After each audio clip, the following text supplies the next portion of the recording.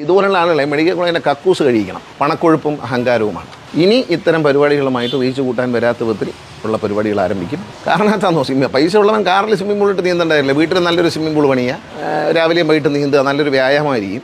നമ്മുടെ നാട്ടിലൊരു ചൊല്ലുണ്ട്, ചില സ്ഥലത്ത് ആല് കളിച്ചാലും ചിലർക്ക് അതൊരു തണലെന്ന് പറയും. ഭ്രാന്തന്മാർ സമനില തെറ്റി കാണിക്കുന്ന വേലകൾക്ക് റീച്ച് ഉണ്ടാക്കി കൊടുക്കരുത്. MED ഒന്നും വെല്ലുവിളിക്കേണ്ട, പഴയ കാലമല്ല എന്ന് മാത്രം ഞാൻ ആ സുഹൃത്തിനെ ഓർമ്മിപ്പിക്കുകയാണ്. പിന്നെ അനിയൻ ശുപാർശ ചെയ്ത് കാര്യം സാധിക്കാം എന്ന് വിചാരിക്കേണ്ട.